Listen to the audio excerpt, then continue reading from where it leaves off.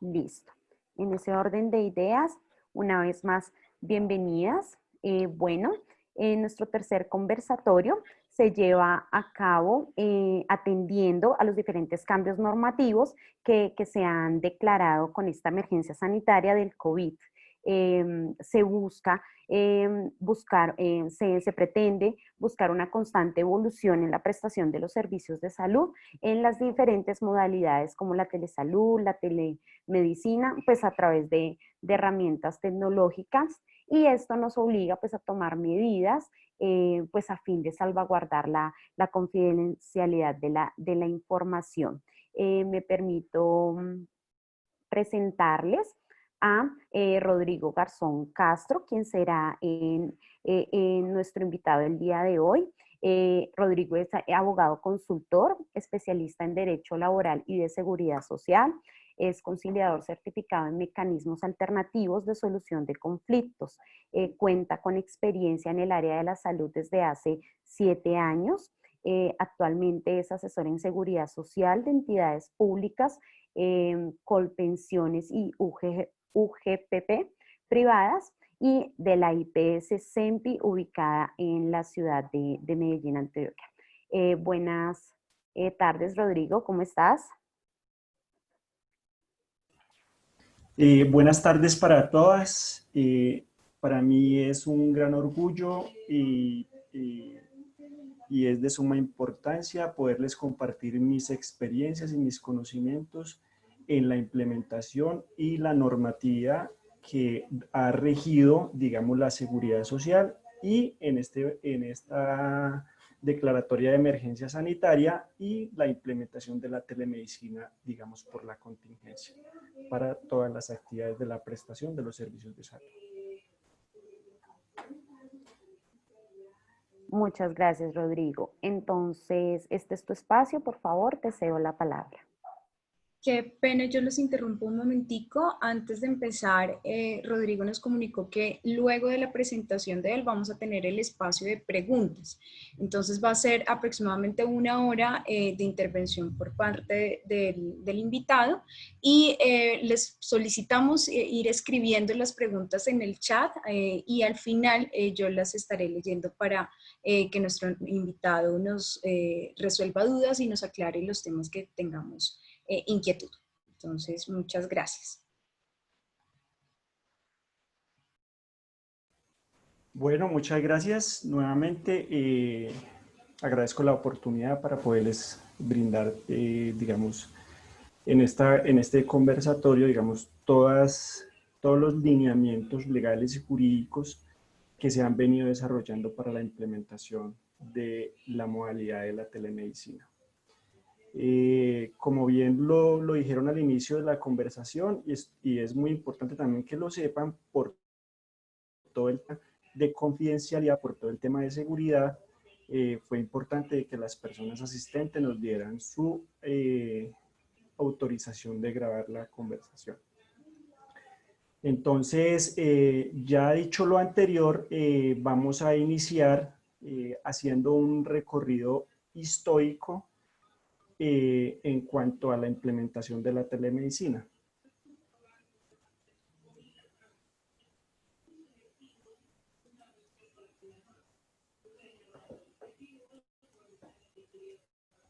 Permítanme un momentico.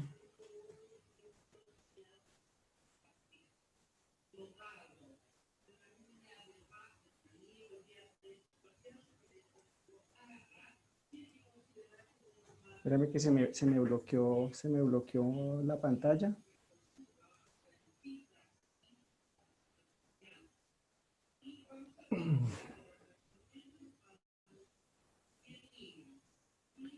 Bueno, entonces la telemedicina, ¿sí?, se conforma de dos modalidades, que es la teleconsulta y la teleasesoría. Ese es, digamos, como el tema macro que vamos a tratar el día de hoy. ¿Cuál es el objetivo? El objetivo es brindar una asesoría legal referente a los cumplimientos de los requisitos mínimos exigidos por las entidades de vigilancia, control e inspección frente a la prestación de los servicios de salud durante la emergencia sanitaria actual. minimizando los riesgos legales, patrimoniales que pueden presentar tanto a personas naturales como a personas jurídicas.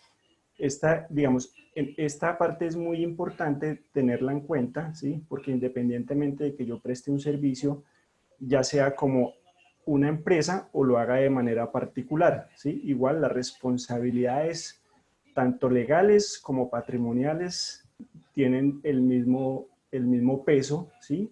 Ante cualquier evento que se pueda presentar o ante cualquier circunstancia que pueda llevar a procesos legales.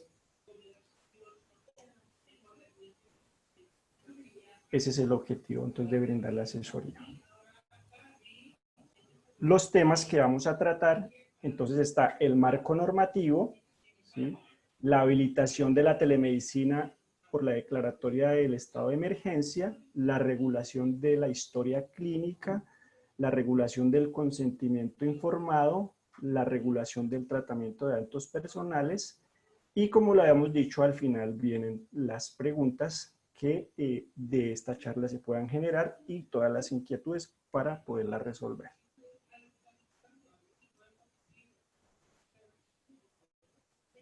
Entonces, haciendo como un recuento del marco normativo, ¿sí? Desde la ley 1419 del año 2010, pero anterior a ello, con el surgimiento de la ley 100 del año 1993, en el artículo 2, ¿sí?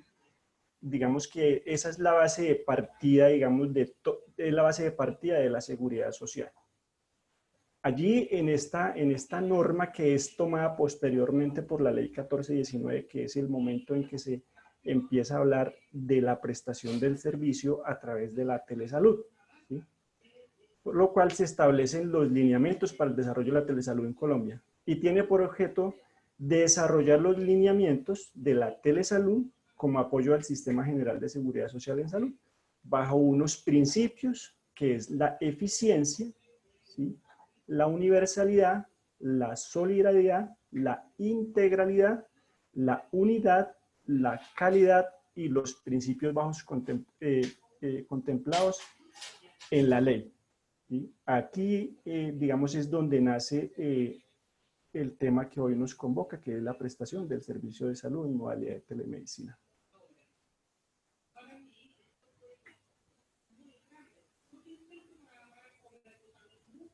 La norma, la 1419, la que les indiqué anteriormente, nos trae un concepto de qué es la telesalud y nos dice que es el conjunto de actividades relacionadas con la salud, servicios y métodos, los cuales se llevan a cabo a distancia con la ayuda de las tecnologías de la información y las telecomunicaciones. Incluye, entre otras, la telemedicina y la teleeducación en salud.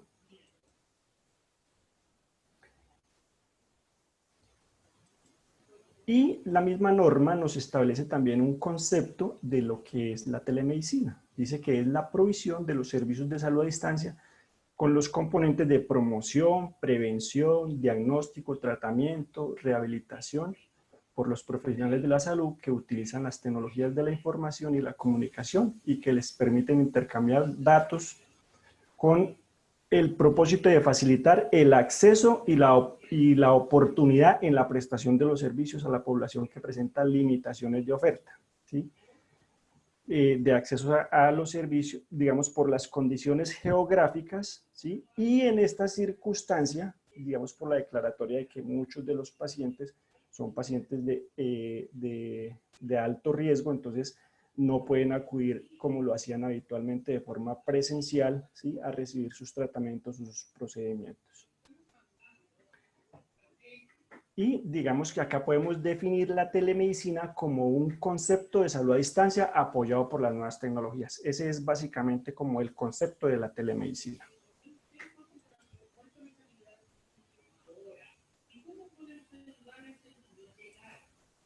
Algunos antecedentes normativos, ¿sí? De la implementación está la ley 1341 del 30 de julio del año 2009.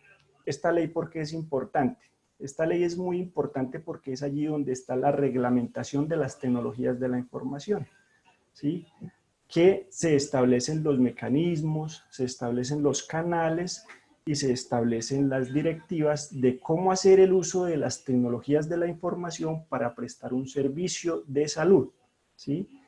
Esa ley es súper importante tenerla en cuenta, ¿sí? Al momento de que vayamos a implementar las tecnologías para prestar nuestros servicios. También está la ley 1419, las que le había nombrado anteriormente, donde están descritos los lineamientos para la prestación de la telesalud. El decreto 780, ¿sí? Ese también es digamos, una normatividad muy importante que debemos tener en cuenta, que es el decreto único reglamentario del registro RETUS de los profesionales de la salud. Este es importante porque acá en este decreto se establecen los parámetros bajo los cuales todas las personas que se encuentren con formación técnica, tecnológica o profesional en salud deben hacer el registro para poder prestar su servicio. ¿Sí? Es importante por eso tener en cuenta, digamos, esta normatividad. También está la resolución 2654 del año 2019. Allí se establecen las disposiciones y los parámetros para la práctica de la telemedicina y la telesalud. Esta resolución es muy importante porque dentro de ella se establece el marco normativo que se debe tener en cuenta tanto de la historia clínica como del consentimiento informado.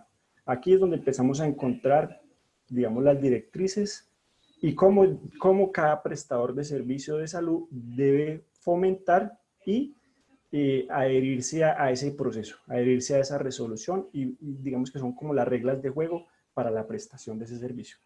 También está la resolución 3100 del año 2019, donde están todos los procedimientos de cómo, como prestador de servicio de salud, debo hacer mi habilitación, ¿sí? Mi proceso de inscripción. Eso es lo que básicamente nos dice la 3100.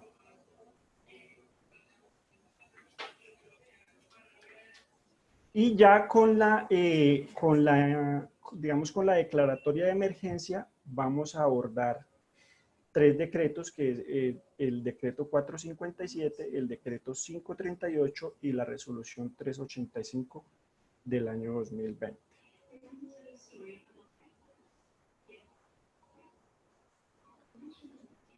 El decreto 780 del año 2016 del Ministerio de Salud, que les comentaba anteriormente, que es el Registro Único Nacional de las Tarjetas de Identificación y Única Nacional de Talento Humano en Salud, que es el RETUS, ¿sí? Él nos habla o nos dice unas obligaciones, ¿sí? Y dentro de las obligaciones está la inscripción en el RETUS, ¿sí? ¿Quiénes son personas sujetas a inscripción? Todos los profesionales, como les indiqué, técnicos tecnológicos y profesionales que se hayan formado en temas de salud y que vayan a prestar su servicio. También nos habla de la privacidad de la información y del reporte de novedades. En ese reporte de novedades es donde yo debo hacer mi actualización como profesional de forma independiente. Cada profesional debe hacer su actualización de su información, ya sea porque obtuvo una nueva formación, porque tiene una nueva habilitación, porque tiene un nuevo proceso y lo debe, digamos, reportar esa novedad.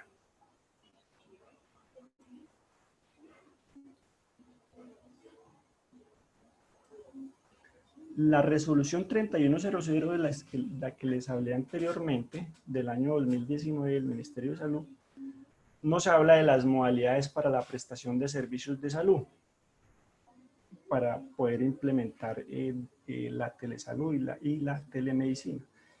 Y nos habla de 3 aspectos. Dice que la modalidad intramural, ¿sí? Es decir, que voy a prestarlo en un sitio que vamos a adecuar, un sitio que tengo habilitado y allí es donde voy a prestar mi servicio. O la modalidad extramural, que quiere decir que voy a prestar mi servicio de forma domiciliaria, ¿sí? Y bajo unas condiciones. Y la modalidad de la telemedicina, que nos habla de varios factores, entre ellos el prestador remisor, que es aquel que cuenta con las tecnologías de la información y la comunicación y le permite enviar y recibir información. Y también está el prestador de referencia, que cuenta con el talento humano capacitado y debe estar registrado en el registro especial de prestadores de servicios de salud la modalidad que se va a prestar. Es decir, que esa modalidad de la telemedicina se debe hacer o se debe habilitar, ¿sí?, ante el ministerio, se debe hacer ante el Ministerio de Salud en el registro especial de prestadores de servicios. Y los métodos de comunicación nos hablan de un método asincrónico y un método sincrónico. Son las dos modalidades que se puede, digamos, hacer la prestación de ese servicio. La resolución 2654 del año 2019 del Ministerio de Salud trae unas disposiciones para la telesalud y unos parámetros para la práctica de la telemedicina. Y como les dije, es el uso de las tecnologías de la información, la calidad, seguridad del registro de la información. Esta norma también nos remite, digamos, a la Ley de Tratamiento de Datos Personales. ¿Por qué es importante tener la seguridad de la información? ¿Por qué es importante la utilización de los servicios, la utilización de las tecnologías de la información? ¿Cuáles son las medidas preventivas que yo debo tomar para asegurar esa información? ¿Cuándo es pertinente que yo pueda suministrar esa información? ¿Cuál es la política de la seguridad de la información que yo tengo establecido y que yo debo dar a conocer a mis usuarios?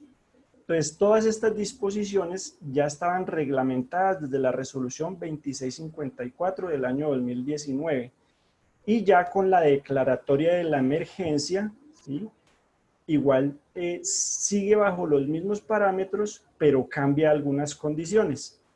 Entonces, quiere decir ello que la historia clínica igual se sigue diligenciando de la misma modalidad. El consentimiento informado, ¿sí?, va a tener algunos cambios, ¿sí?, por la contingencia. Entonces, toda esa información es la que nosotros le debemos brindar al usuario antes de iniciar un proceso de atención. Y también nos habla de unos principios orientadores de la telesalud, que nos habla de la libre escogencia por parte del usuario. En este punto es importante tener en cuenta dos aspectos. Y uno, que sí es verdad que cualquier usuario puede tener la disposición o la libertad de escoger su propia EPS. Yo decido a cuál EPS me afilio, pero no tengo la libre escogencia de un prestador de servicios de salud. ¿Esto qué quiere decir?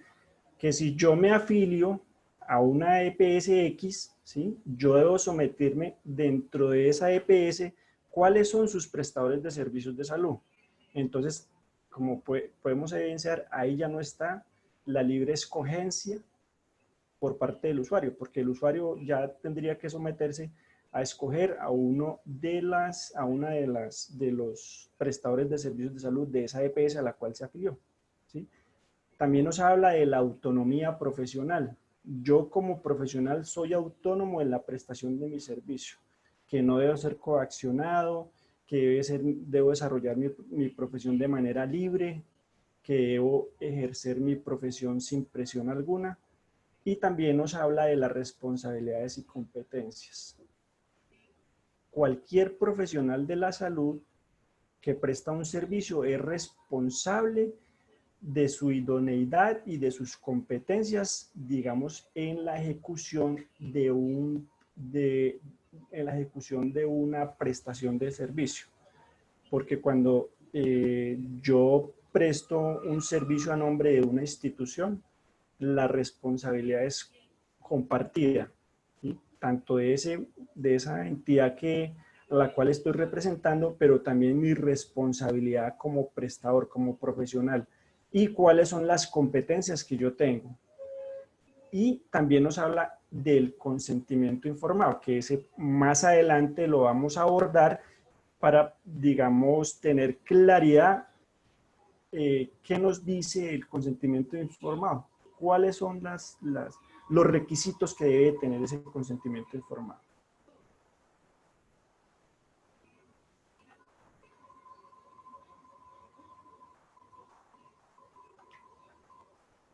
Bueno, acá esta es una gráfica del Ministerio de Salud donde nos describe la telesalud y sus componentes.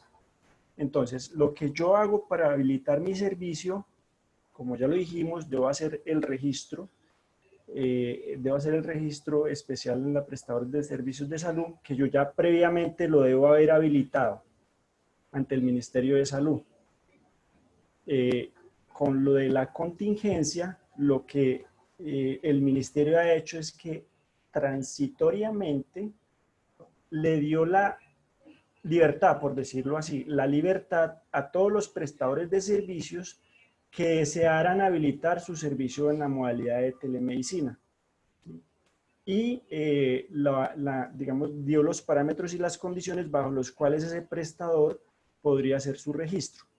Y estas son las modalidades que se prestan, digamos, bajo esos parámetros. Está la telesalud y se habilita la telemedicina. La telesalud tiene se habilita la teleeducación y la teleorientación y el teleapoyo.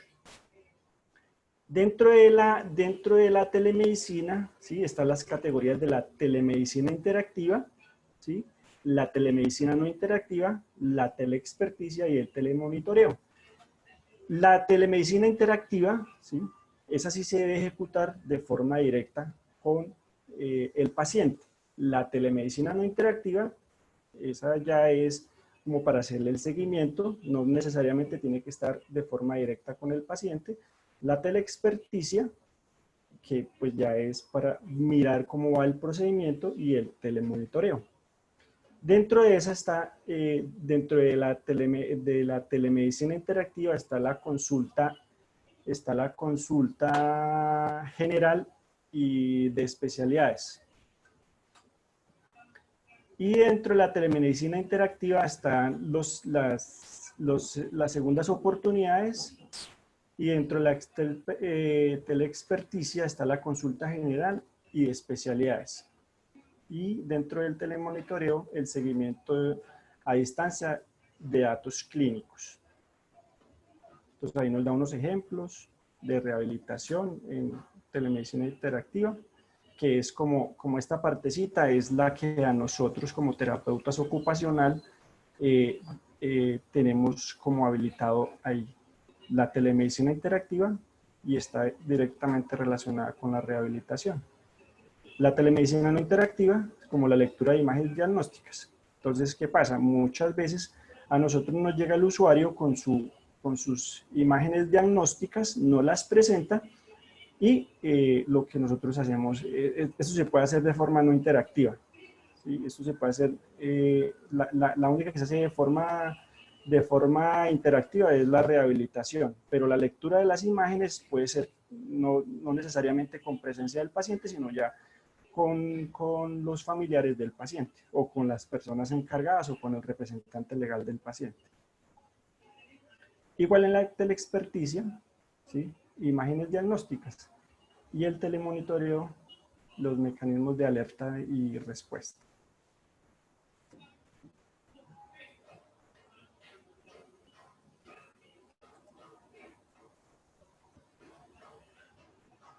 El decreto legislativo 538 del Ministerio de Salud, ¿sí? Nos habla de las medidas para garantizar la atención en salud por COVID-19. Entonces, este es un decreto supremamente importante a tener en cuenta, porque pues este es el que nos da como los parámetros y las directivas para saber cómo se va a prestar el servicio. Y él específicamente nos habla que es una medida transitoria para la prestación del servicio. Transitoria mientras dure la emergencia sanitaria, pero yo creería que esta medida transitoria va a ser durante todo el año. ¿Por qué? Porque los picos están muy disparados, el contagio está muy elevado, Y ya desde algunas secretarías seccionales de salud están enviando comunicaciones a los prestadores de servicios de salud para que limiten la prestación de los servicios de forma presencial, con el fin de contener y mitigar la propagación del virus. Dentro de las medidas transitorias de que nos habla del decreto 538 está la de adecuar temporalmente un lugar no destinado a la prestación de servicios de salud. Esto quiere decir que yo puedo prestar mis servicios de salud desde mi casa, desde un sitio totalmente diferente al que habitualmente yo venía ofreciendo mis servicios o prestando mis servicios. Habla que dentro o fuera de las instalaciones. Dice, reconvertir y adecuar un servicio de salud. Entonces, cuando me habla de reconvertir o adecuar, quiere decir que yo puedo hacer la habilitación de otro servicio de salud en la modalidad de la telemedicina. Si quiero cambiar el que ya tenía, si yo tenía un servicio y lo quiero cambiar por otro, o voy a dejar de prestar ese servicio, yo lo puedo hacer, ¿sí? Porque el decreto me lo permite. Ampliar la capacidad instalada de un servicio de salud habilitado.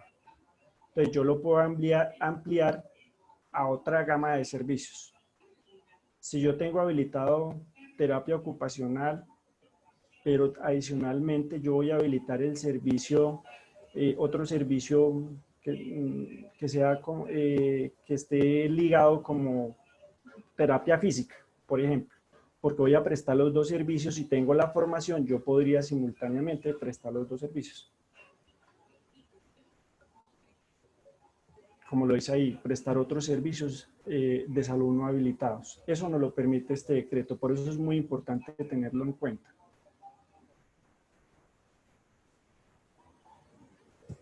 Ese mismo decreto nos habla de unos requisitos. ¿Sí? Yo, como prestador de servicios de salud, ya sea como persona natural o como persona jurídica, ya previamente inscrito en el Registro Especial de Prestadores de Servicios de Salud, lo puedo hacer y el mismo ministerio nos envía, digamos, estos links. El link número 3, específicamente este, es donde yo debo hacer la autorización transitoria. Cuando yo ingreso al link, inmediatamente lo que me va a aparecer en la página del Ministerio de Salud es un código y una contraseña. Ese código y esa contraseña ya la debo tener como prestador. Cuando me habilite mi servicio, yo ya debo estar inscrito y ahí se me debe haber generado mi código y mi contraseña para poder ingresar y poder hacer la habilitación del servicio que deseo. ¿Sí? Pero normalmente lo que se está habilitando es la telemedicina. ¿Sí? La telemedicina ya comprende la teleorientación, la teleeducación, que yo únicamente tengo que habilitar es la telemedicina. Los demás servicios ya los puedo prestar sin necesidad de que tenga que habilitarlos.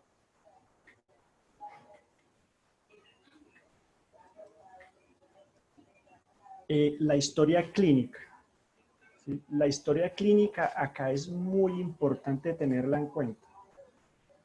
Porque igual que como se venía haciendo antes de la declaratoria de la emergencia, yo debo seguir las mismas pautas de diligenciamiento, las mismas pautas de identificación de la persona a la que yo estoy atendiendo, las mismas pautas en cuanto a los datos que yo debo diligenciar dentro de la historia clínica.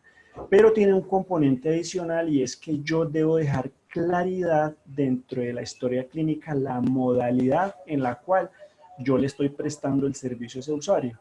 Entonces, ya previamente en el consentimiento informado, yo le he indicado al paciente que le voy a prestar el servicio de salud en la modalidad de telemedicina y que vamos a utilizar las tecnologías de la información para ejecutar esa actividad o para ejecutar, poderle prestar el servicio. Entonces, eso tiene que quedar plasmado en la historia clínica. La historia clínica la encontramos regulada en la resolución 1995 de 1999. Dice que es un documento privado obligatorio y sometido a reserva legal, en el cual se registra cronológicamente las condiciones de salud del paciente los actos médicos y los demás procedimientos ejecutados por el equipo de salud que interviene en su atención. ¿Sí? Acá ya digamos que la resolución en su primera parte nos habla y nos dice cuál es el concepto de la historia clínica. Nos dice que es un documento sometido a reserva legal. Entonces yo no puedo hacer ningún uso de la historia clínica que sea diferente a la prestación del servicio. Ejemplo, la mamá y el papá del paciente están en un proceso de separación y en la práctica cada uno de los padres de ese menor le solicitan la historia clínica a ese profesional. Entonces ellos le envían muchas veces un correo, le envían una solicitud o un chat de WhatsApp. Doctora, necesito que por favor me envíe la historia clínica de mi hijo. Y el papá, igual, doctora, necesito que por favor me envíe la historia clínica. Y aparte de ello, cada uno de esos papás tiene un abogado. Entonces el abogado nos envía también una solicitud de la historia clínica de ese mismo paciente. Entonces ahí es donde yo debo tener cuidado de a quién yo le voy a entregar la información. El papá, la mamá, por línea directa tendrían derecho a esa información, pero los abogados, si no hay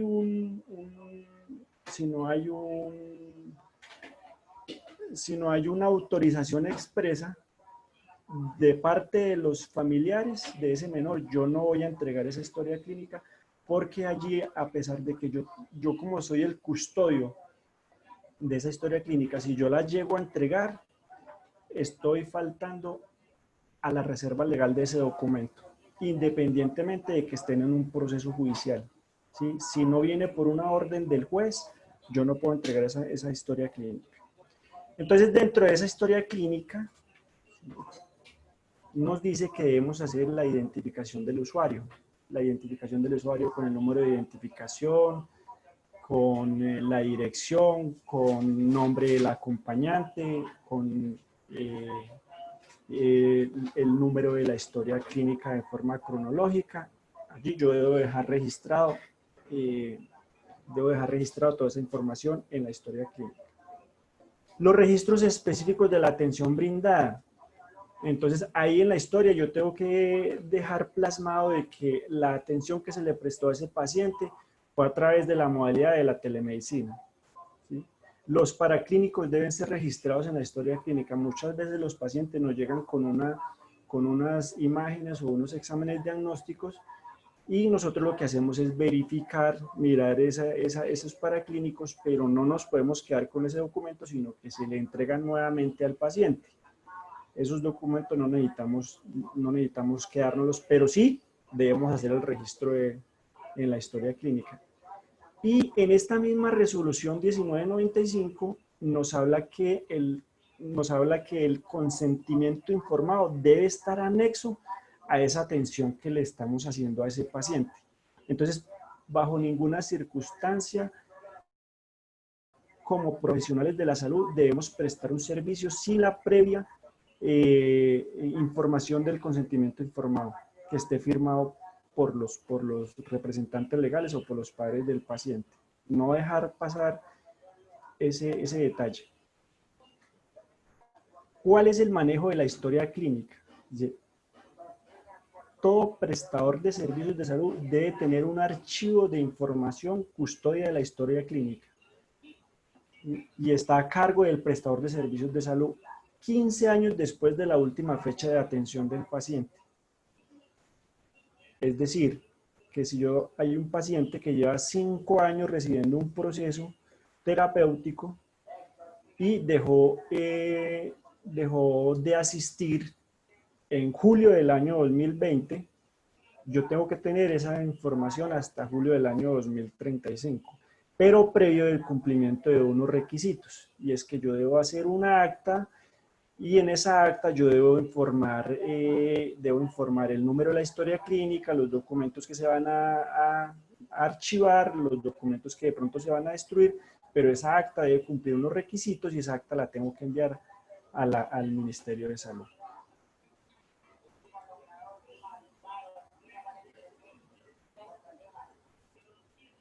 ¿Quiénes tienen acceso a la historia clínica?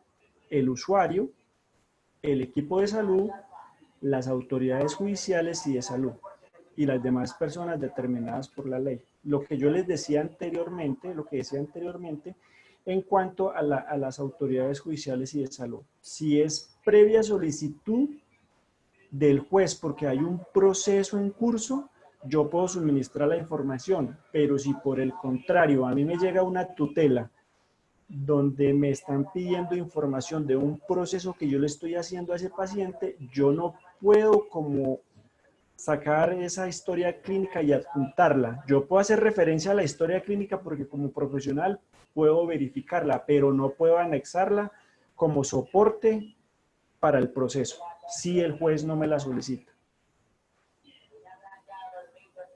También nos habla de un comité de historias clínicas. ¿Quiénes lo conforman? El personal del equipo de salud y la función es vigilar el correcto cumplimiento de las normas, verificar los registros en la historia clínica. Muchas veces, cuando yo tengo mi consultorio particular, yo pues no tendría un comité de historias clínicas, sino que sería yo directamente la persona responsable de verificar de que se cumplan con todos los requisitos. Entonces, para tenerlo muy en cuenta. La historia clínica durante la contingencia del SARS-CoV-2-19, entonces el registro sigue igual, como les decía.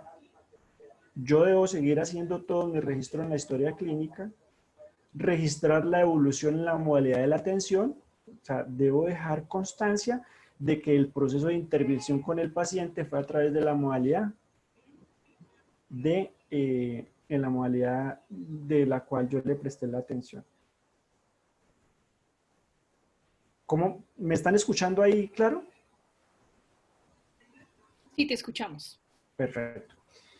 También debo registrar la información detallada de la metodología de atención. ¿Sí? Entonces, ahí en la historia clínica yo dejo plasmado el paso a paso de cómo yo le brindé esa atención a ese paciente. Y también debe quedar el registro de la aceptación de que esa persona, ese paciente va a recibir ese servicio a través de la teleconsulta, a través de la telemedicina. Entonces, eso es. Ya referente al consentimiento informado, debemos tener en cuenta que ya tiene una reglamentación, ¿sí? Y una primera reglamentación está en la resolución 2654, que nos habla de unos parámetros que debe tener, cómo funciona, los riesgos. Yo le voy a informar al paciente qué riesgos tiene de recibir ese procedimiento, los beneficios que va a obtener de ese procedimiento, el manejo de la privacidad y la confidencialidad. Este punto es súper importante. ¿Qué sucede en la práctica?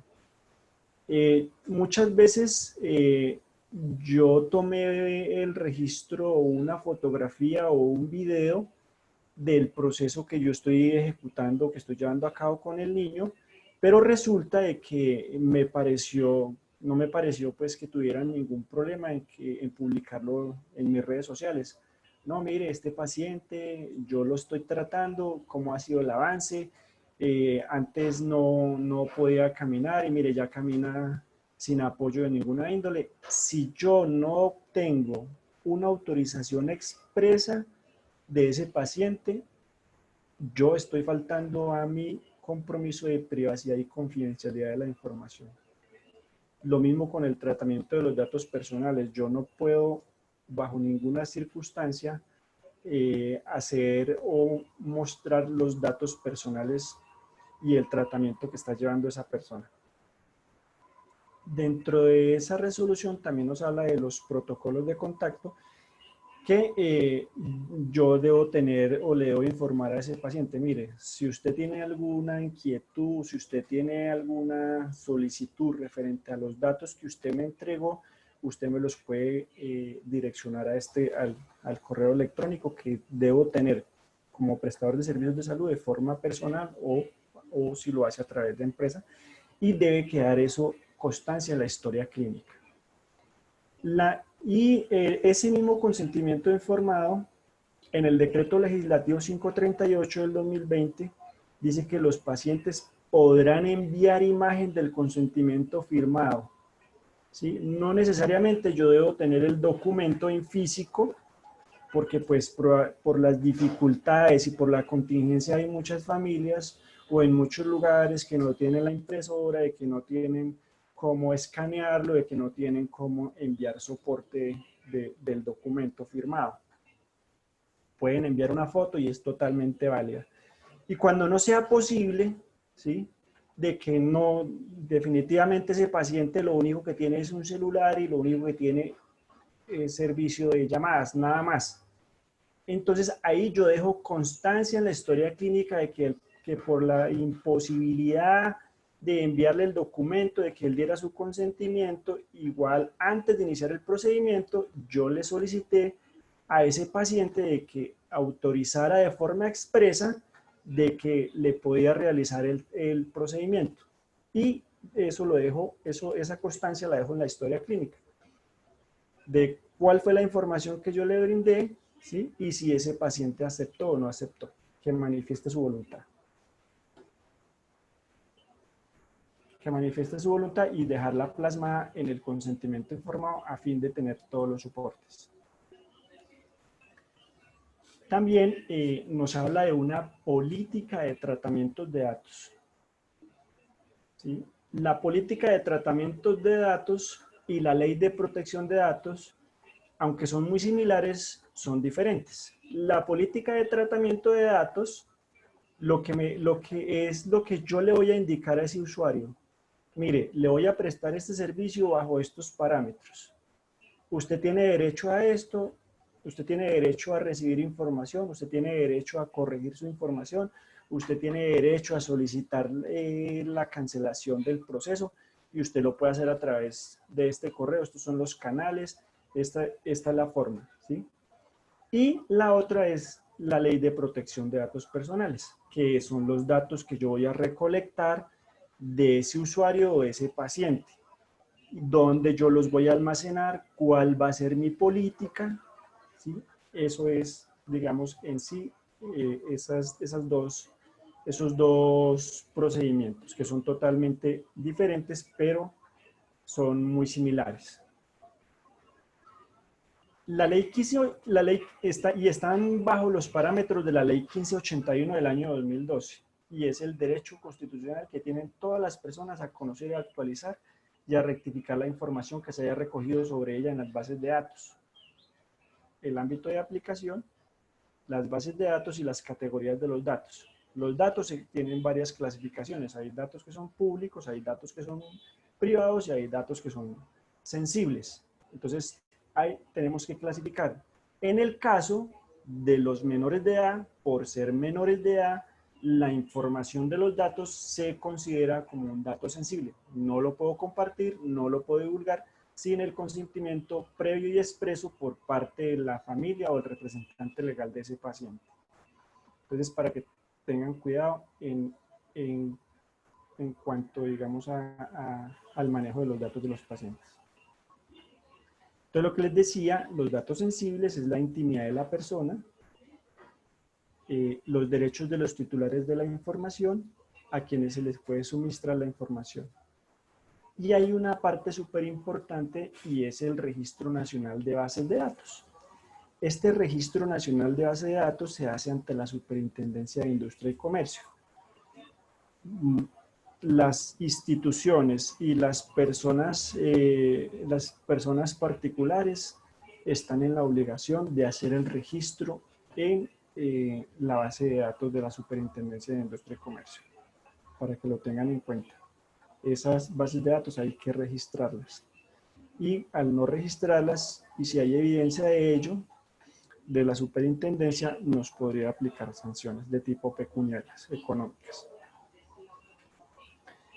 También está la condición de los tratamientos de datos, lo que les indiqué, el correo de contacto, la dirección de contacto y el responsable del tratamiento de los datos personales. Debe haber un titular una persona que sea la responsable de manejar los datos personales y que le pueda brindar la información al usuario de cuáles son los procedimientos o si tiene dudas o si va a hacer alguna corrección.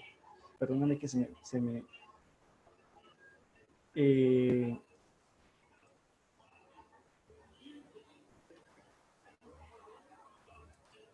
bueno, entonces digamos que hasta acá es como, es el marco general y normativo, ¿sí?, que se ha implementado por la contingencia del COVID-19.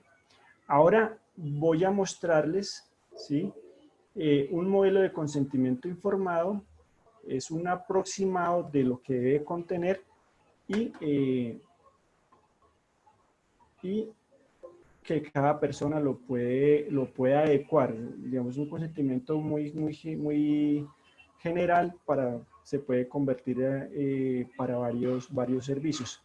Entonces, me permiten un momentico, yo ya voy a poner la diapositiva del consentimiento informado. Un momento.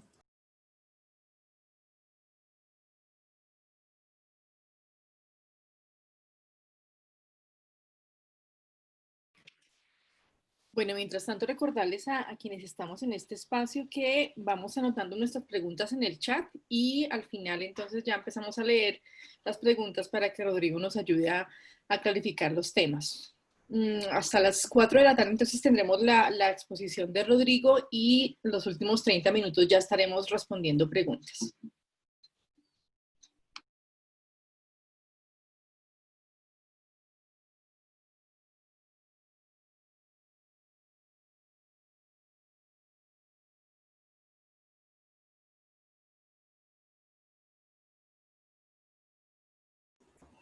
Bueno, ¿me confirma si están viendo el modelo del consentimiento informado? Sí, ya aparece en pantalla. Perfecto. Si deseas, Rodrigo, ¿le podemos dar un poquito más de zoom? Espera un segundito.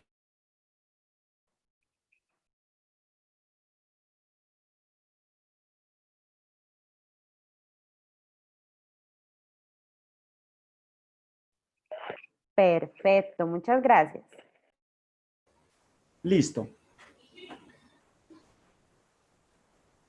Bueno, entonces básicamente es un consentimiento informado, es un modelo de consentimiento informado para terapia ocupacional en modalidad de telemedicina. ¿Por qué es importante tener toda esta información que se plasma en este documento? Nombres y apellidos del paciente, tipo de documento, si es tarjeta de identidad, si es registro civil, ¿sí?, edad en años y meses, para determinar cuándo se le prestó el servicio, qué edad tenía ese paciente, el lugar de nacimiento, la fecha de nacimiento para determinar la edad, el lugar de residencia, ¿sí?, porque muchas veces no sabemos si es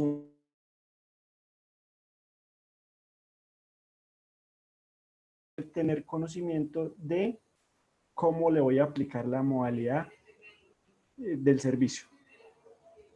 La dirección del domicilio, el teléfono de contacto, si está escolarizado, la institución educativa, el nivel educativo, el nombre de la madre, el nombre del padre, la ocupación de la madre y la ocupación del padre. ¿Por qué es importante tener en cuenta estos dos últimos ítems, la ocupación de la madre y la ocupación del padre? Para poder determinar cuál es el nivel de comprensión del proceso que yo le estoy suministrando. Porque en la práctica, ¿qué sucede? Muchas personas dicen, a mí no me informaron, yo no sabía, si lo hubiese sabido, yo no hubiera permitido que me le hubieran hecho ese procedimiento. Entonces, hay que dejar claridad en el consentimiento informado. ¿Sí? ¿Cuál es la ocupación? Ahí podemos determinar. Lo que hacemos es una introducción, ¿sí?, diciéndoles bajo las condiciones que se les va a prestar el servicio, ¿sí?, que están amparados bajo el decreto 538, Y ahí están, digamos, como las condiciones. Yo les describo cuál es la modalidad en que yo les voy a prestar el servicio. Y les hago una descripción, cuál es el significado de la telesalud y las formas en que le vamos a prestar el servicio. La telemedicina y la teleeducación en salud, la teleorientación, ya dependiendo del servicio que vaya a brindársele a ese paciente. Esta parte es súper importante tenerla en cuenta. ¿Por qué se le pone el sí y el no? Probablemente se podría dejar un consentimiento sin necesidad de ponerle ese sí y ese no que están a la mano derecha. Porque muchas veces, como las personas dicen, no, yo no lo leí, solo me permitieron firmar, no tenía conocimiento de la situación, entonces es importante que la persona lo diligencie de forma detallada, ¿sí? Se nos ha informado, ¿sí?, y estamos de acuerdo con la realización del procedimiento. ¿Cuál es el procedimiento que yo le voy a hacer? Por parte del profesional, nombre del profesional, la identificación con su número de identificación. E indicarles el objetivo. ¿Cuál es el objetivo de esa intervención? ¿Cuál es el objetivo de la prestación de ese servicio?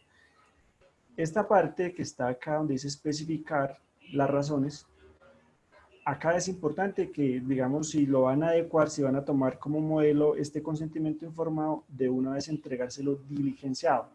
Entonces acá detallar cuál es el procedimiento que yo le voy a brindar a ese paciente. Como padres y tutores legales del niño, especificar el nombre. Hemos sido informados y comprendidos de la información proporcionada por la terapeuta ocupacional acerca del procedimiento que se llevará a cabo a mi hijo. Y se nos manifestó además sobre los posibles beneficios, ¿sí? Si ustedes quieren describir acá los beneficios, los pueden describir. Si no, igual también ustedes se los pueden decir de forma verbal. Se nos ha informado que la información o los documentos proporcionados del estado de salud son confidenciales y se emplearán únicamente para los fines del procedimiento. Además, conocemos las excepciones acerca del rompimiento del secreto profesional en caso de existir daño potencial evidente para el consultante o terceros. ¿Qué pasa acá? Muchas veces al terapeuta, al profesional tratante, ese paciente puede estar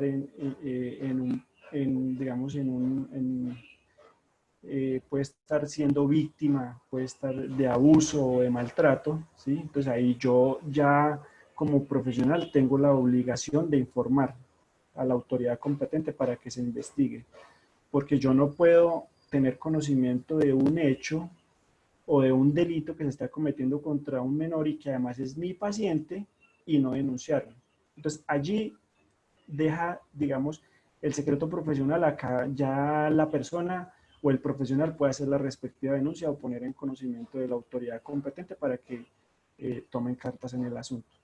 Mi obligación, ¿cuál es? Informar. ¿Sí? ¿De qué? De un presunto. Siempre cuando hagamos una denuncia, siempre hablemos de un presunto. Presuntamente, ¿sí?, para que no demos afirmaciones. Porque cuando yo doy una afirmación o dejo plasmado eso en la historia clínica, por ejemplo, yo en la historia clínica plasmo, el paciente viene siendo objeto de abuso sexual. Yo lo estoy afirmando, ¿sí? Es diferente que yo diga, el paciente presuntamente viene siendo objeto de abuso sexual. Entonces, ahí, digamos, cuando vayamos a hacer esos reportes, tener mucho cuidado. Qué pena te interrumpo un momento, Rodrigo. Nos quedan ¿Sí? 5 minutos para iniciar la ronda de preguntas. Perfecto, entonces vamos, bueno, acá están bajo los parámetros bajo los cuales, y la normatividad que ya les expresé, la resolución 1995, la 2654 y el decreto 538. Y esta 1581, que es la regulatoria del tratamiento de datos. También se nos indicó que podemos revocar el consentimiento informado, dar por terminado en cualquier momento la relación entre el terapeuta y nuestro hijo. ¿Sí? Ahí debe dejar plasmado claramente esa familia de que se les dio a conocer esa información. Se nos dio a conocer y estamos de acuerdo con el uso de las tecnologías de la información, redes y medios de comunicación virtuales para el realizamiento del proceso. Pero también estamos de acuerdo con la política y manejo que se le dará a los datos proporcionados para el proceso de mi hijo. Igual, en la siguiente, ¿sí? Se nos ha informado que para la implementación del proceso de teleconsulta, sincrónica y asincrónica, se utilizarán tecnologías de la información. Vea, estas tecnologías de la información que se describen acá son temporales, porque para la prestación del servicio debe estar habilitado el canal a través del cual se va a prestar el servicio. O sea, esto es de forma temporal acorde al decreto 538. O sea, no necesariamente esto es lo que va a quedar siempre, porque ya, digamos, ya es la entidad que vigila la encargada de determinar si son medios idóneos o no. Pero por la emergencia y por la contingencia, estos medios todos se pueden usar. No hay ningún inconveniente. Y también se nos dejó claro que como parte del procedimiento, ¿sí? Acá especificar cuál es el procedimiento que ya cada paciente, cada profesional va a ejecutar. Y los instrumentos que se van a utilizar. Entonces acá pueden dejar qué van a utilizar, qué instrumentos van a utilizar para implementar esa terapia, qué recursos tiene disponibles, absolutamente todo lo que se vaya a utilizar hay que dejarlo escrito. ¿Sí? Porque muchas veces o utilicen herramientas que pueden ser lesivas o pueden ser peligrosas para el menor. Ah, no, es que usted no me dijo y yo no sabía, yo no tenía conocimiento. Entonces, yo le detallo acá qué es lo que vamos a utilizar para implementar esa terapia.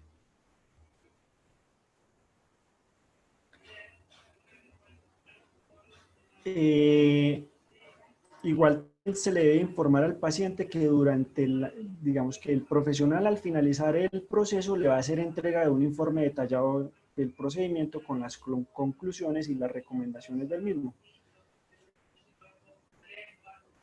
Y igual también, ¿sí? Muchos pacientes, ¿sí? Muchas veces dicen, yo no estoy interesado en continuar con el proceso de forma virtual, yo quiero que sea de forma presencial. Entonces le vamos a dejar claro a esa familia que si en el transcurso del proceso o procedimiento no se dan las condiciones para continuar con el proceso a través de las herramientas digitales, estoy informado sobre la necesidad de retomar de forma presencial siempre y cuando las condiciones así lo permitan, ¿sí? Entonces acá hay que expresarle ese punto al usuario para que lo tenga en cuenta de que puede desistir del proceso y que igual si lo desea retomar de forma presencial lo puede hacer.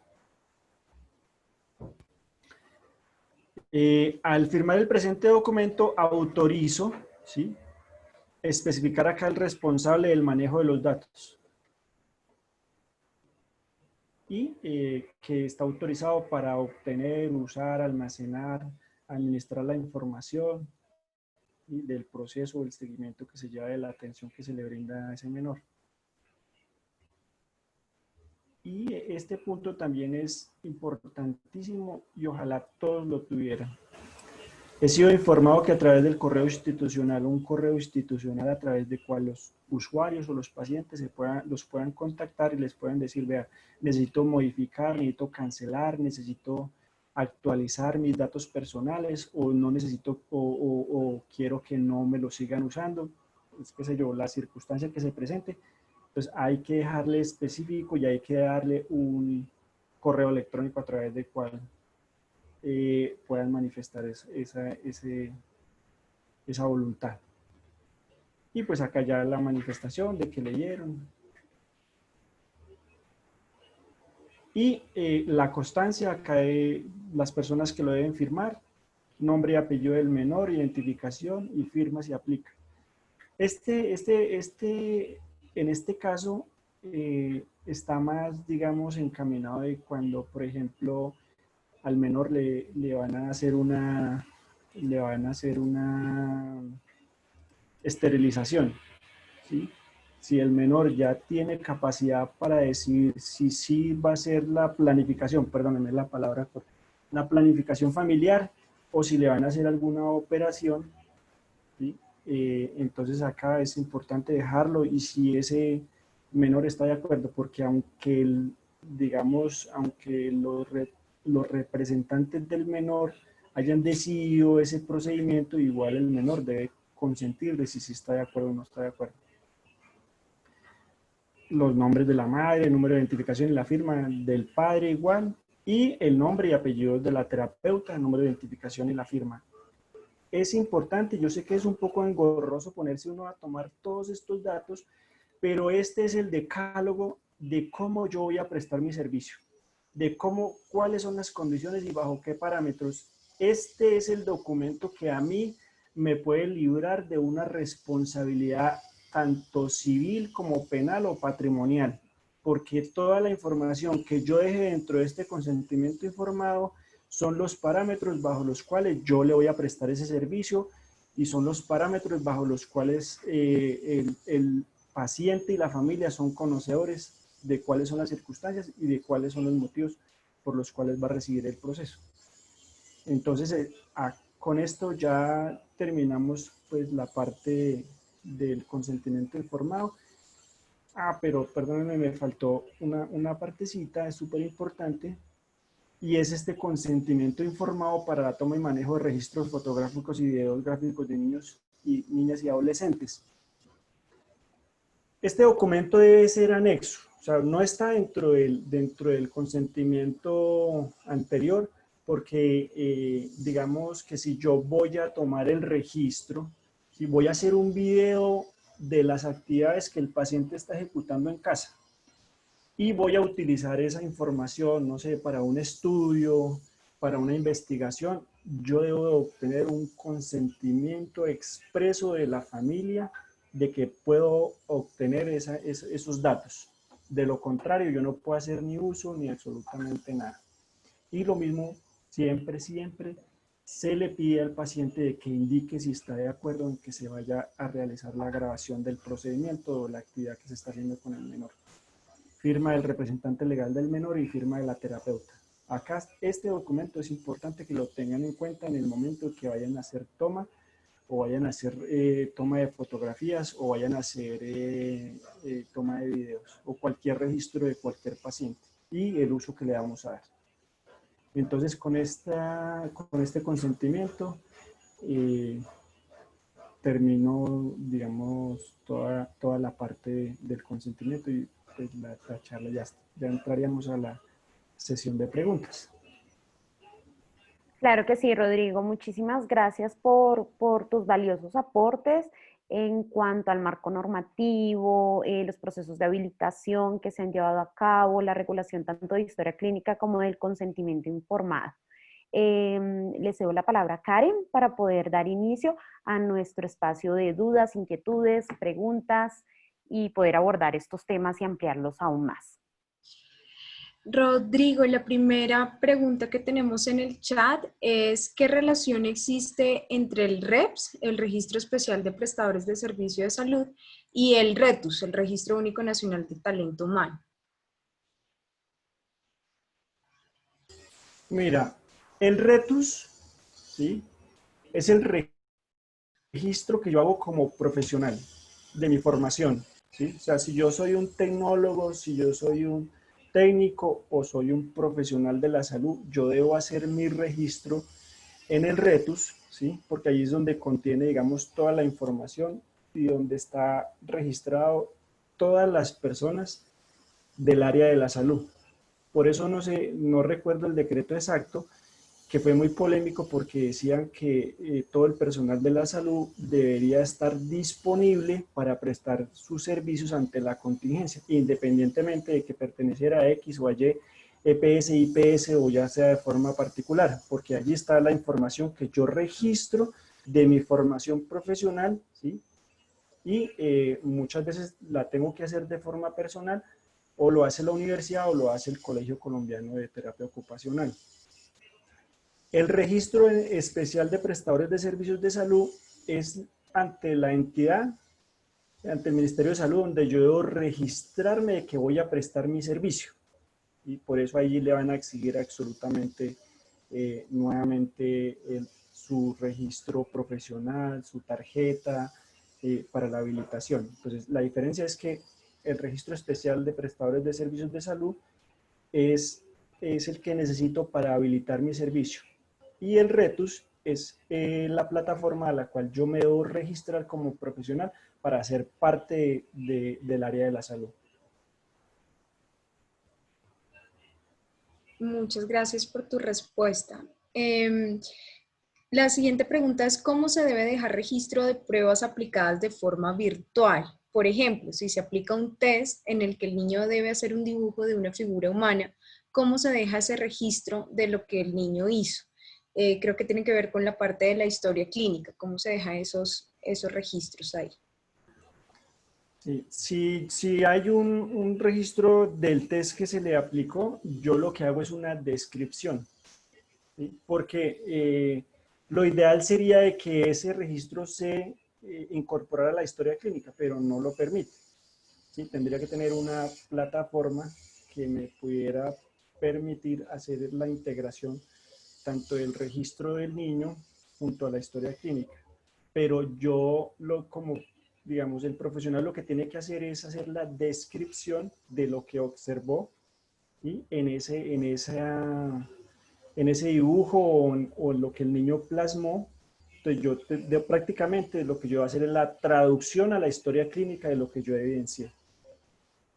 Ahí dejar la constancia en la historia clínica. Ok, entonces no sería como tal el test o la muestra del dibujo, sino los resultados o las evoluciones, evidencias de lo que se observó. Exacto, yo debo hacer una evolución en la historia clínica de lo que observé, del dibujo, de mi estudio o mi concepto de lo que yo veo en ese dibujo.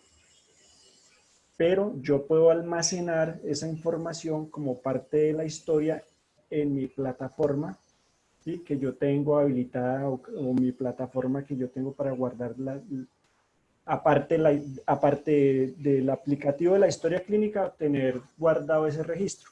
¿Por qué? Porque si yo voy a continuar con el paciente, yo necesito verificar esa información, cómo ha sido el desarrollo y la evolución del proceso.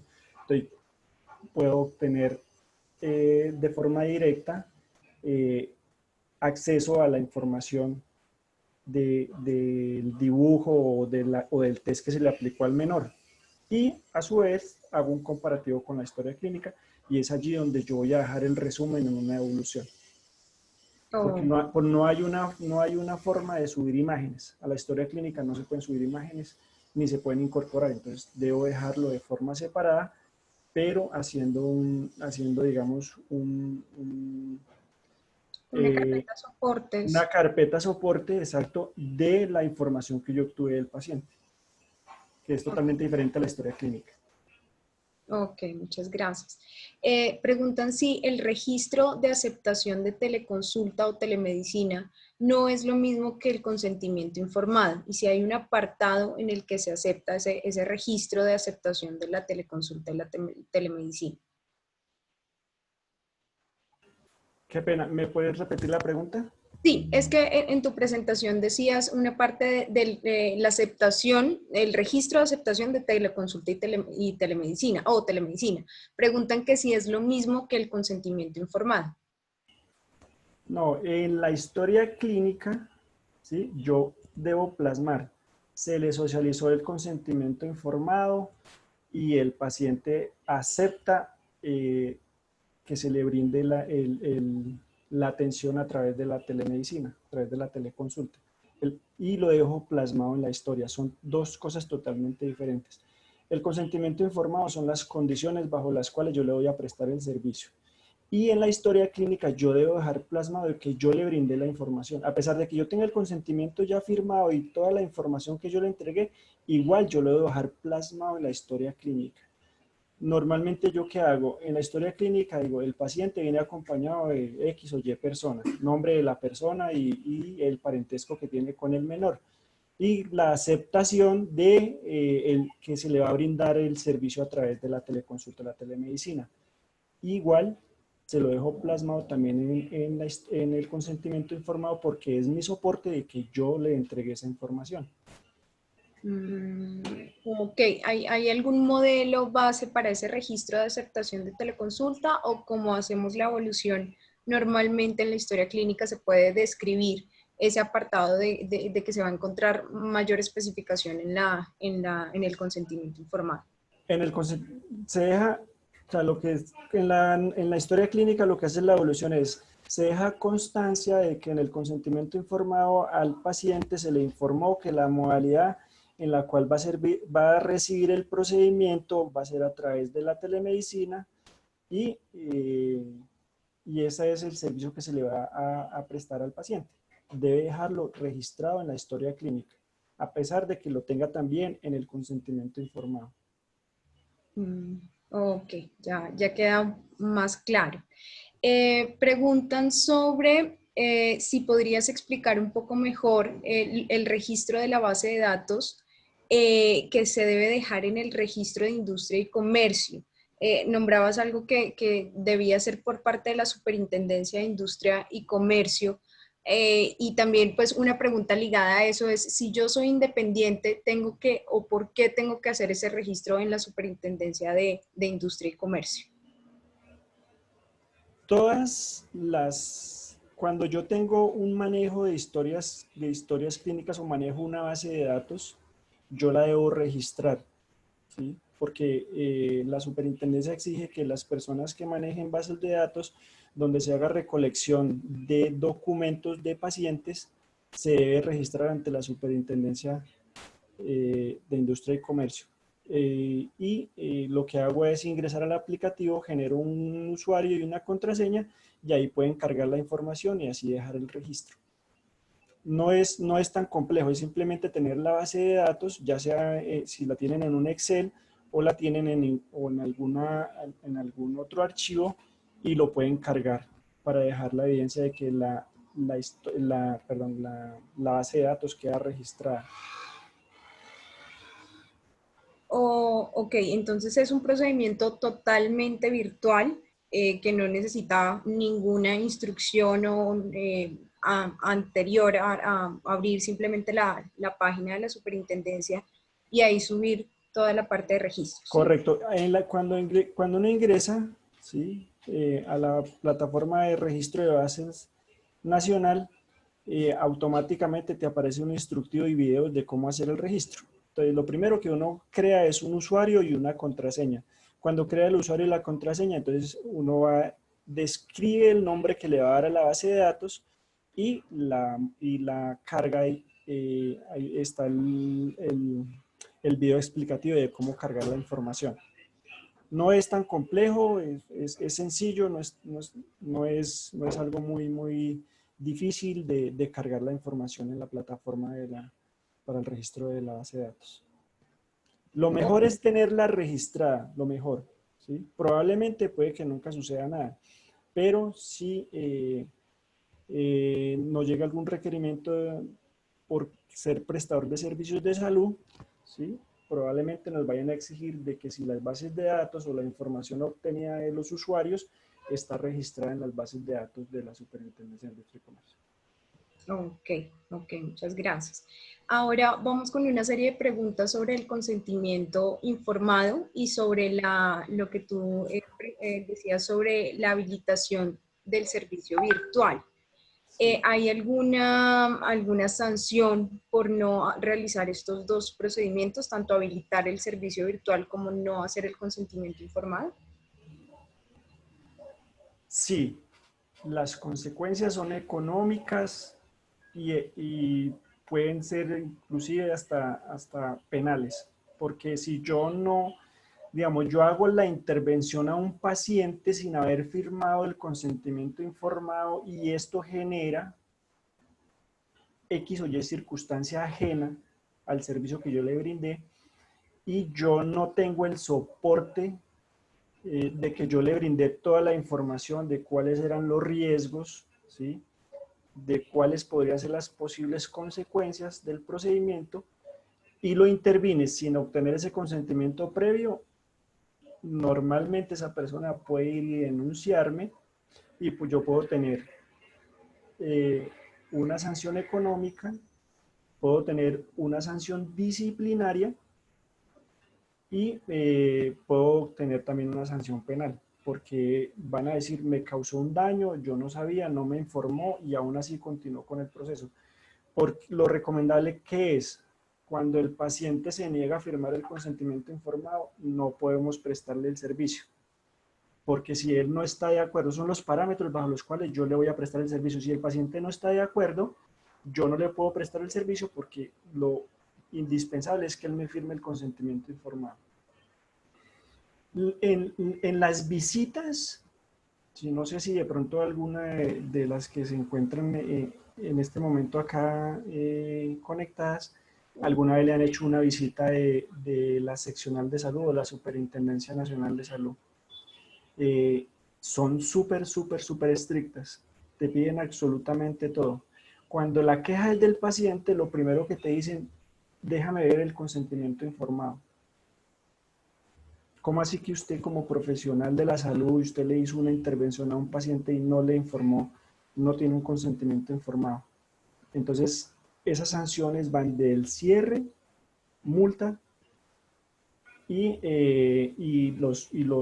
digamos, lo que la familia puede llegar a interponer, las acciones que la familia puede llegar a interponer por la falta de el diligenciamiento del consentimiento informado. Eran dos preguntas, ¿había otra? La otra. Sí, es con respecto al registro, al permiso de la parte virtual, la habilitación virtual. ¿Cómo se Perfecto. realiza? Y si no se realiza, ¿qué implicaciones tiene?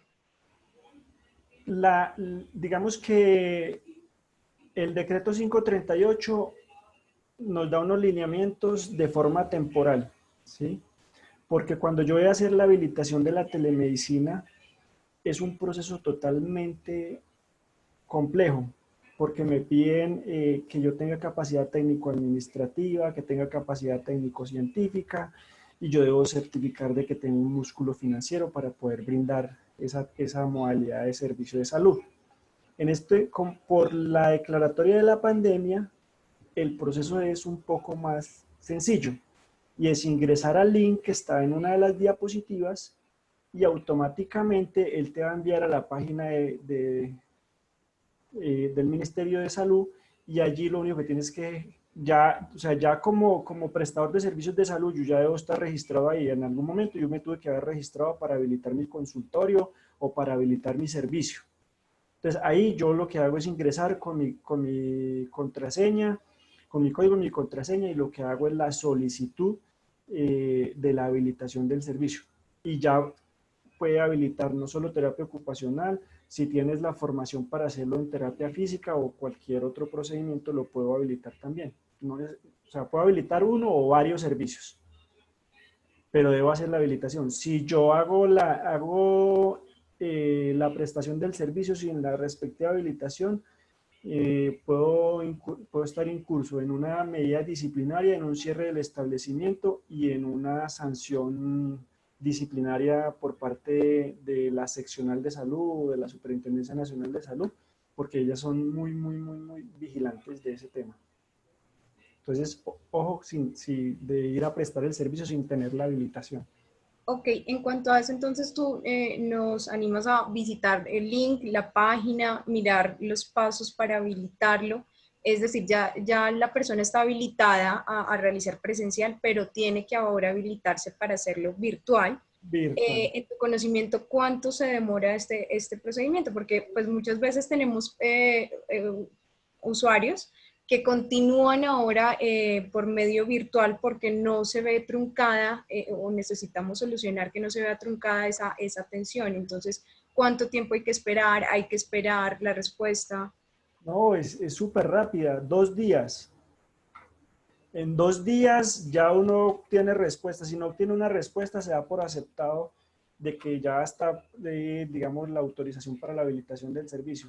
Es muy sencillo, o sea, no tiene que esperarse 15, 20 días, no, es automático. O sea, ingresas al link, haces la solicitud y en 2 días ya tienes la respuesta del Ministerio de Salud. Sí, chicos, yo pido la palabra ahí en ese caso. Aquí en... Dale. ¿Cómo? Te damos la palabra, continúa. Si quieres. Aquí la Secretaría Distrital de Salud habilitó un link para eso. Entonces uno ingresa y ahí en ese link solamente pone su código de prestador y ya, pues para las personas que están habilitadas. El código de prestador que ellos mismos le han dado y con el código de prestador sencillamente vas llenando ahí como con el código de prestador ellos tienen todos tus datos registrados porque uno ya está registrado con ellos para la atención presencial y solamente le das en unas opciones de si estás haciendo intervención, habilitar la atención por telemedicina, TIN y ya, y ellos inmediatamente te llega un correo donde dice que tu cambio, porque eso se reporta como una novedad al servicio.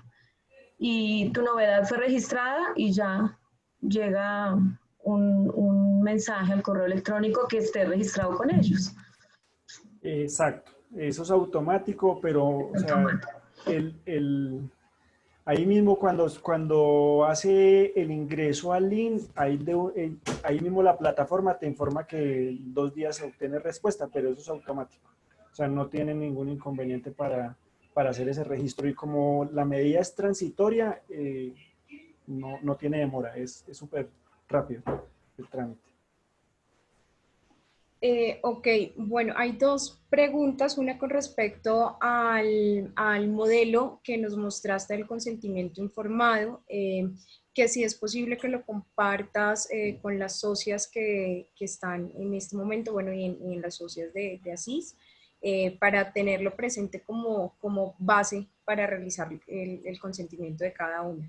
Claro que sí, la presentación y el modelo del consentimiento informado yo lo voy a compartir al correo de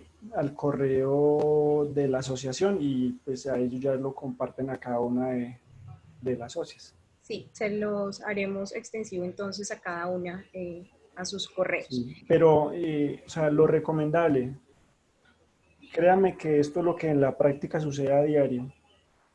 Normalmente, cuando en los procesos judiciales nos hacen requerimientos, lo primero que uno verifica es que el consentimiento informado esté firmado, ¿sí? Que esté firmado y que se le haya socializado al paciente.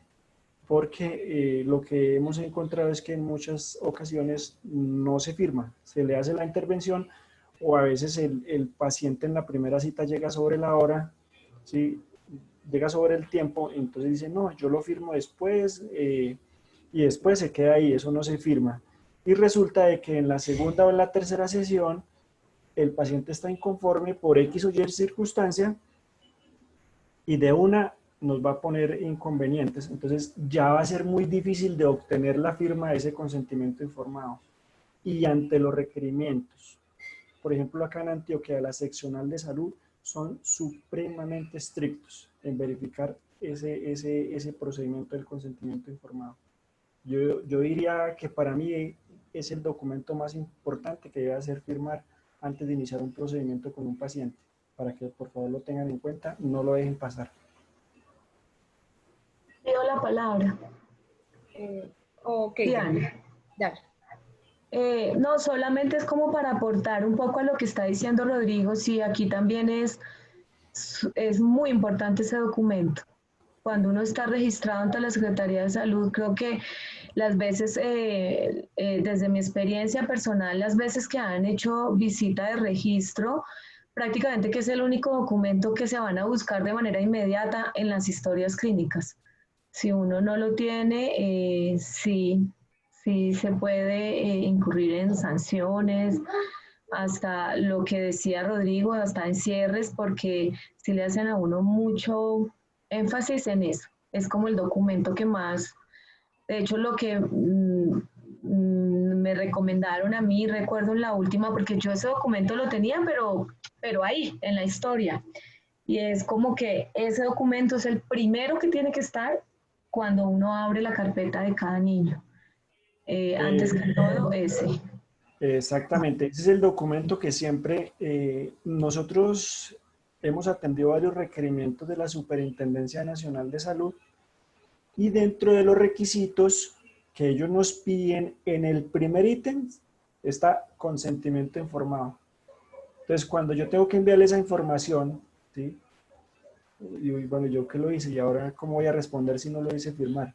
O sea, ahí de entradita ya tienes inconvenientes para responderle a la entidad de vigilancia y control. Y ellos tienen una competencia desbordada, o sea, cierre, multas impagables, o sea, eso puede ser el debacle para una institución o para un prestador independiente, una sanción económica que muchas veces son impagables. Ok, nos vamos a devolver un poco al tema anterior en cuanto al registro de base de datos. Preguntan que si ese registro, esa base de datos corresponde a las historias clínicas y que se deben entregar a la Superintendencia de Industria o Comercio, o a qué hace alusión ese registro de base de datos. Sí, o sea, el registro de la base de datos hace mención, digamos, la historia clínica que yo la tengo, porque yo utilizo, no sé, una plataforma para almacenarlas, para tener ahí las historias clínicas de todos mis pacientes, eso es una base de datos. ¿Sí? Porque es una base de datos porque tengo información de identificación, de teléfonos, de absolutamente todo del paciente y de la familia. Entonces, eso es una base de datos. Esa plataforma donde yo tengo registrada la base de datos, la debo subir, la debo cargar a la Superintendencia de Industria y Comercio. Ok, por el momento estas son todas las preguntas y las dudas que tenían nuestras... Yo ahí tengo un comentario con respecto a lo último que dijo Rodrigo, relacionado con eso de la base de datos, porque fue una cosa personal. No sé ahora cómo esté siendo, pero en algún momento, en una de las visitas de la Secretaría de Salud, ellos lo que exigieron fue que si uno guarda, es decir, si uno guarda las historias clínicas de los pacientes en un programa de computador, ese programa de computador tiene que tener una custodia diferente de esa base de datos, porque son datos que no pueden ser, pues por todo lo que implica la custodia de los datos de manera como legal. ¿A mí qué me pasó en lo personal? Yo hacía el registro de los datos de los niños, de la entrevista con los padres y toda esa información que tomamos en esa primera reunión de historia clínica, de apertura de historia clínica, en el computador y además las evoluciones de cada niño también ahí. Eso fue lo que en la visita me dijeron que no lo podía tener en un computador a menos que fuera en un programa de historia clínica que estuviera licenciado y para la protección de los datos. Entonces, lo que tuve que hacer, porque eso fue hace varios años ya, como unos, ya no recuerdo bien, y nosotros no tenemos, por lo menos en terapia ocupacional, no tenemos todavía historia clínica digital, el programa, como sí sé, por ejemplo, que lo tienen las fonoaudiólogas. No tenemos licenciado, pues, un programa de historias clínicas. Pues me pasé a hacerlo a mano, porque lo que ellos me dijeron fue, si esto está a mano no tiene inconveniente porque la custodia de la historia clínica se queda en el consultorio, es decir, de ahí no va a salir esa documentación. Pero cuando está en un computador, pues está como en la red, eso sí ya requiere como un manejo diferente. Yo la verdad lo que hice fue pasarme a hacer todo a mano, las evoluciones se hacen a mano, la historia se llena a mano, tengo un formato pero se llena a mano precisamente para evitar eso. No sé si de pronto necesitamos, Rodrigo, lo que hicieron, por ejemplo, las fonoaudiólogas, que desde la Asociación de Fonoaudiología ellas diseñaron un protocolo de historia clínica y desarrollaban como la licencia de esa historia. Y ese programa lo usan todas y tiene una licencia y entonces ya la Secretaría no las molesta por eso. ¿Me hago entender? No sé si si existan o si son programas de historia clínica que uno tiene que adquirir para manejarlo, o qué, si lo maneja de manera digital. Yo no he cambiado, yo sigo haciéndolo a mano porque no sé de qué otra manera hacerlo para que no me sancionen, pues, porque sé que eso sí tiene un manejo complicado. No, mira, si tienes la información de ese paciente, muchas veces porque hacemos un agendamiento y en ese agendamiento entonces tenemos el nombre del paciente, todos sus datos, ¿sí? Toda esa información que yo tenga de forma electrónica, eso es una base, hace parte de la base, ¿sí? Toda la información que obtenga del paciente, como digo, las agendas, es más, cuando uno tiene proveedores, ¿sí? Cuando uno tiene trabajadores y de todos ellos tengo información, lo que yo registro, yo puedo poner toda esa información en un Excel, por ejemplo. La tengo en un Excel y ahí tengo toda la información de ese proveedor, de ese trabajador, con número de cédula, con teléfonos, absolutamente todo. Yo registro ese Excel esa es una base de datos, ¿sí? Y lo registro independientemente de que lo tenga o no lo tenga con licencia. Yo lo que hago es montar ese Excel en el Registro Nacional de Base de Datos y le pongo, si es de trabajadores, trabajadores, si es de pacientes, pacientes, la información que yo tenga, ¿sí? Eso es lo que se debe registrar. Ok, vamos con las dos últimas preguntas por el tiempo. En esa parte de las historias clínicas, preguntan que si se puede utilizar cualquier programa para el manejo de historias clínicas, aunque tú decías que cualquier base de datos, pues, como Excel podría servir para subirla, pero preguntan específicamente por programas de manejo de historias clínicas.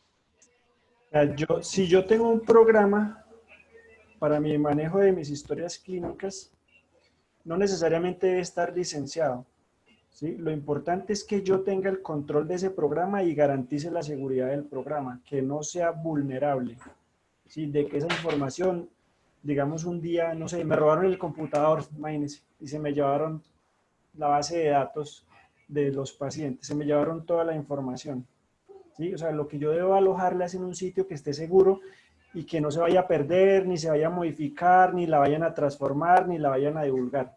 Eso es como la custodia que debe tener cuidado de guardarla, no sé, en la nube, tenerla en un sitio totalmente seguro, de tal forma de que no se vaya a perder esa información. Ok, y con respecto a eso, a esa custodia del secreto profesional, si se sube o se envía a la superintendencia, ¿se va en contra del secreto profesional o ellos tienen un juicioso conducto para el cuidado de ellos? Entonces nos preguntan eso, que dónde No, queda el... esa información que uno sube a la superintendencia es súper segura. O sea, y ahí tú la puedes entrar, modificar, cambiar, suprimir. O sea, todo. Ingresas con un usuario y una contraseña y allí cargas y descargas la información, la actualizas, ¿sí? Porque creció el número de pacientes, porque creció el número de trabajadores, porque creció el número de proveedores. Lo que yo hago es cargar la nueva información, ¿sí? Pero ya tengo todo habilitado. Ante la SIC tengo mi usuario y mi contraseña y yo allí ingreso y verifico cuáles son mis datos que yo tengo registrados, si deseo adicionarlos, modificarlos, ahí, o sea, normal, como si estuviera actualizando un archivo. Lo ideal es que se haga cada año, ¿sí? Si tiene muchas modificaciones, cada año yo puedo hacer esa modificación.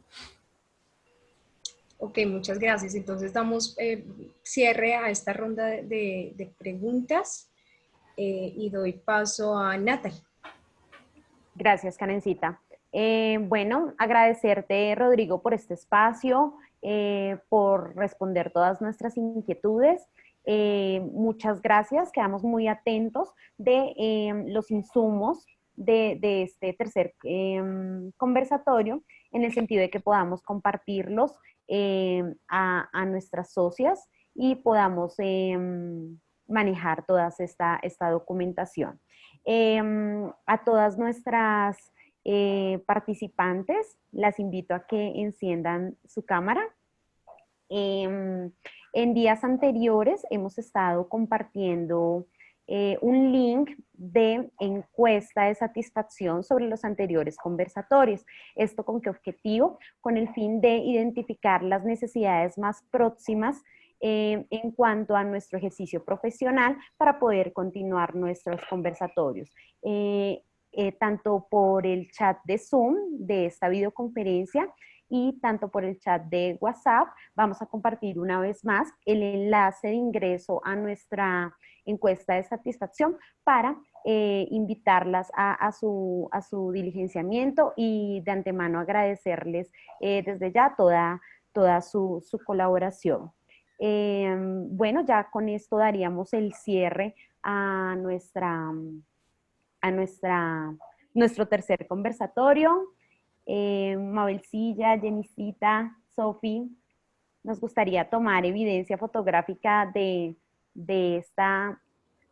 este encuentro y, cómo no, invitarlas desde ya a que sigan siendo partícipes de estos espacios.